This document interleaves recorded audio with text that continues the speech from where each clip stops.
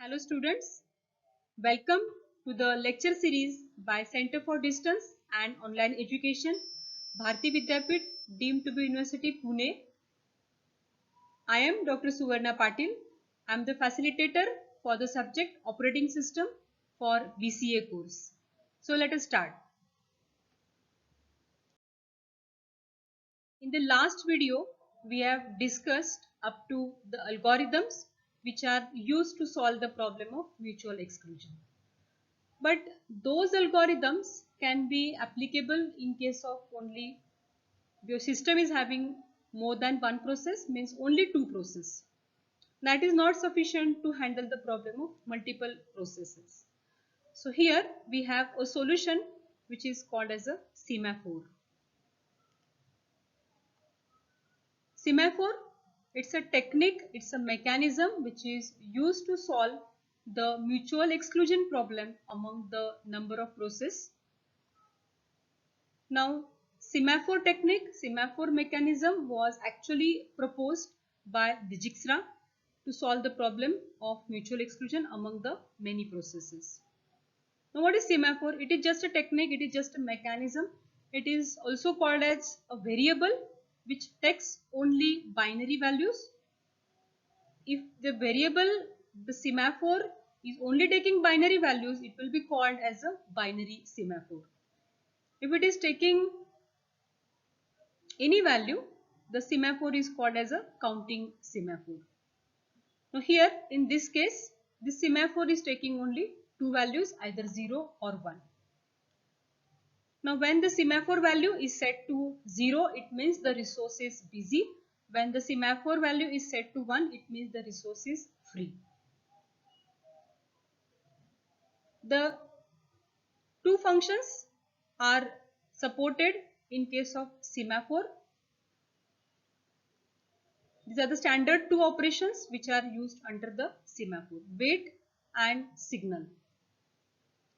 Wait will decrement the value of semaphore variable s, and signal will increment the value of semaphore s. The definition of wait and signal operation is given here. Wait while s is less than equal to 0, do keep testing. Then s is equal to s minus 1. And in signal, we are just incrementing the value of semaphore. So what is done here? If the resource is now free, I will set that value to 1. So in that case, I will give you a signal. When I want to say now the resource is free, it is available, I will give a signal. I will execute the signal operation. And what it will do? It will increase the value of the variable s. So it will set to the positive value like 1. When I am using the resource, the value of s will be decremented. So it means now the resource is busy. It is not free. So with the help of these two standard operation, semaphore mechanism can be implemented. Now let us see in detail how semaphore can be used to solve the problem of multiple process. So binary semaphore mutex is used here to protect the shared resource. This is a mutex variable which is a semaphore variable, and it's a kind of a binary. Either it will have a value as 0 or 1. So 0 is for busy, 1 is for free. Now process 1, process 2, process 3. Now what it will do? First parent process, it will make the resource first initially free. The resource is initially free, and it will initiate the process P1, P2 and P3. Let's see what is process P1. All the process will have the same mechanism, same kind of a code. It will start, it will begin. Before using the shared resource, it will execute the wait mutex call. Means it is setting that the resource is now busy, the value may be set to 0. It will enter in critical section, and while exiting it will give a signal that now the resource is free. The value is set to 1. So when I am executing the wait, the value is become 0. I am entering in critical section, and while exiting I am giving a call to signal. I am making the value as 1. Now the resource is free. The similar code is followed by the all remaining 2 process. This table shows a possible scenario at runtime behavior of these 3 programs, 3 process we have just discussed. At time M1, M2, M3, M4, M5, M6, M7, M8. This is a timing. We have a status of each process P1, P2, P3. We'll see status of the mutex, either it is free or busy, and we'll see processes in critical section as well as processes which are attempting to enter in critical section. Let's see what are the values in the table and what is the meaning of the values in the table.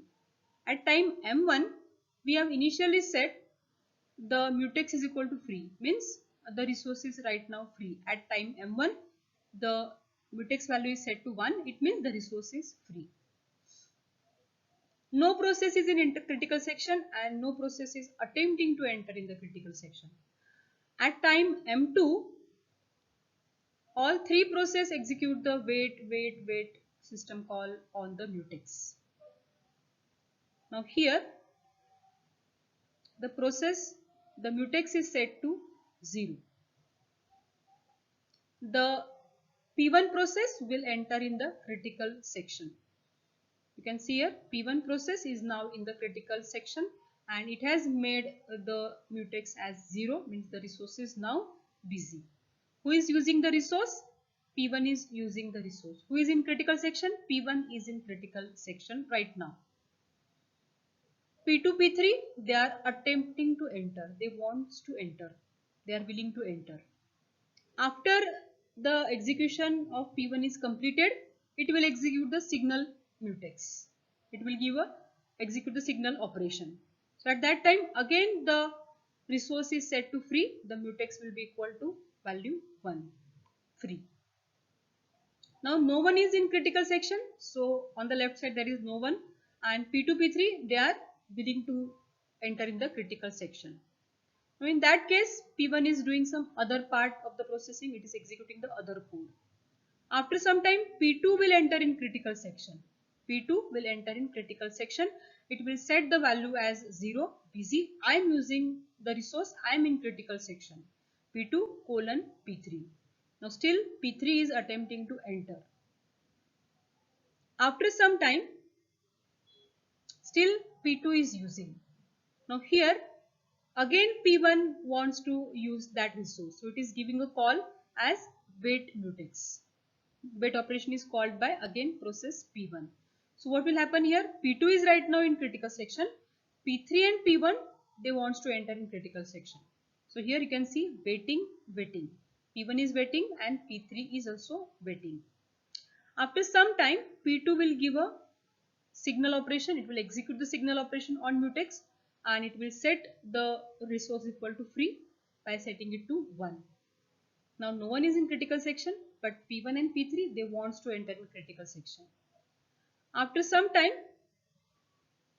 by the selection of the CPU, by the selection of processor, now it has selected process P1 will enter in critical section again. Still process P3 is in waiting state. Still process P3 willing to enter in critical section. Now here P1 will be in critical section, P3 will be in a waiting state, and at that time P2 will be doing some other part of the processing. So this table will explain you, it is one of the possible scenario at runtime behavior with the help of these 3 algorithm we have discussed in the previous slide.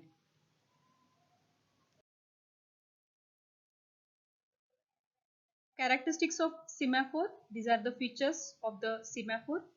Semaphore, it is a simple but powerful mechanism for mutual exclusion. So we have either binary semaphore or we have a general semaphore, counting semaphore. If the semaphore is having only values like 0 and 1, it is a binary, and if it takes any integer, it can be called as a general semaphore or counting semaphore. It is known as mutex lock. Modification in one process need not require such changes in other process. If you have 2-3 process, multiple process, and you are modifying one process, the change or anything is not required to be made in other remaining process. The semaphore may be provided into programming language as a language construct.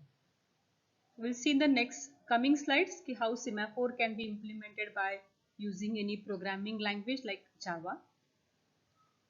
A request to enter in critical section must be granted in finite time to avoid the indefinite postponement or live lock. So whenever the process wants to enter in critical section, the request should be granted in finite amount of time. Otherwise, it will go for an indefinite postponement. The process will be indefinitely postponed. These are the characteristics of semaphore. Again, though we have a solution as semaphore, Dijkstra has proposed the solution of semaphore for the problem of mutual exclusion. Still, it is having some drawbacks. So, we have next solution called as a queuing implementation of semaphore. It is an advancement of basic semaphore. So, it overcomes the problems which we have faced in semaphore. Let us see that. The busy wait implementation of semaphore has two drawbacks. We have seen the other process which wants to enter in critical section, it is keep on testing the status of the mutex. It is keep on testing the status of the resource. After some time it becomes free, then it will enter in critical section. This is a busy wait implementation. What drawback it can have? It can face the problem of indefinite postponement. The process may be indefinitely postponed. The second major drawback is low efficiency due to consumption of processor cycle by the blocked process. Though the process is blocked, it is not in execution, still it will consume the processor cycle. Why? Because it is busily waiting for the resource. That waiting, that testing will consume the processor cycle. It will take the processor time. So that will be creating the low efficiency. These are the two drawbacks which are faced when we are using the semaphore. So semaphore can be implemented with the help of queuing implementation of semaphore. See what is done here. These are the set of process X, Y, Z, some multiple processes are there and they are waiting for a semaphore variable. So this is a queuing implementation. It will have two operations similar to semaphore. It will have a wait operation and signal operation. Now what is done here?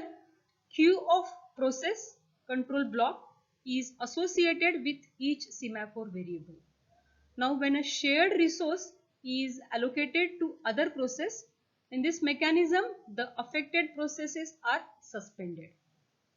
Now when suspended process does not consume a CPU cycle, so it is better than the busy waiting. So what is done here?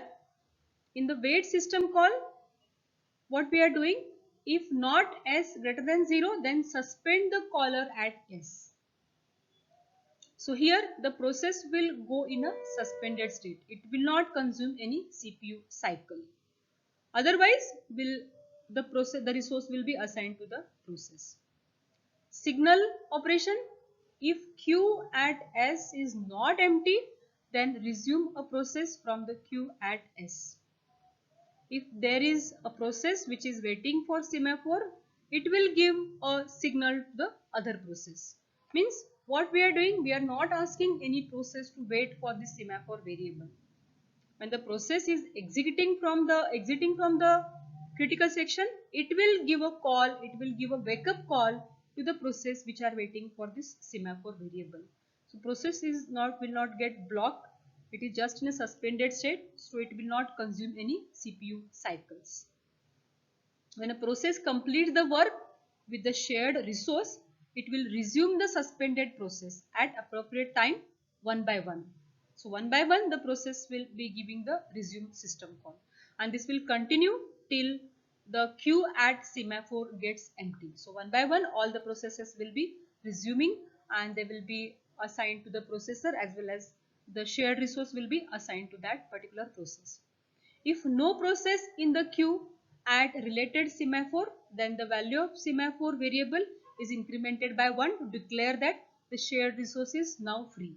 Now no one is interested in using that shared resource. Now it is free. So if no process is waiting for this semaphore variable, it means we can set that variable to free. So this is a solution which for which the problem we have faced in the semaphore implementation, in busy wait implementation. Producer consumer problem. It is one of the problem which should be addressed in interprocess communication and synchronization. This problem is also known as a bounded buffer problem. It's a classical example of multiprocess synchronization problem. Here the producer produces a piece of data and it will put it into the buffer and start the working again. What consumer will do? Consumer is consuming the data one piece at a time. Now we'll try to provide the solution to this problem by using semaphore. And in this case we may take two general semaphore. The name of semaphore we can use as a may produce and may consume. Now these two variables, they will control the execution of producer and consumer. We can make use of mutex variable, two binary variable, to protect the buffer. We'll have P mutex and we'll have C mutex, one for producer, one for consumer. As a result, this solution will support the multiple concurrent producer as well as the consumer. So this is the problem which uses two processes, that is producer and consumer, and they are sharing the common fixed size buffer. What may happen? The problem is to make sure that producer won't try to add a data into the buffer if it is full. If buffer is full, the fixed size buffer, the shared buffer, if it is full, producer should not produce any item. It should not add the data into the buffer. What solution we should give? How we should take the care? The second part, the consumer will not try to remove the data from an empty buffer. So whenever the item is produced, at that time only the consumer will be executed. It will consume the item. And if buffer is full, producer should stop the producing mechanism. And if buffer is empty, the consumer should not consume any item from the buffer. So this is a problem of a bounded buffer, and it is shared and it is having a fixed size. Now this is the algorithm program solution given for the producer and consumer problem. So here we are using two mutex, P mutex and C mutex to protect the buffer. We have a variable like semaphore for may produce and may consume. May produce, may consume, these are the semaphore variable. They are the general semaphore variable, means they will be having any integer value. And P mutex, C mutex, they are also semaphore. They are of type of binary semaphore. We have this buffer array with some fixed capacity, 1 dot dot capacity. Some capacity is there for the buffer. We may produce the item and we may consume the item. When the item is produced, it will be inserted in the buffer. When the item is consumed, it will be removed, deleted from the buffer. So we need to provide the solution to avoid the race condition, as well as they should synchronize with each other and they will cooperate with each other. This is a parent process. Here the signal system call, signal operation is used to give a call to the other process which are waiting for that particular buffer. P mutex, C mutex, it is used to protect the buffer. So controlling the operation of buffer in and out, we are using this P mutex and C mutex. Now here we'll see how actually it is implemented. Here is a process for producer and here it is a process for a consumer.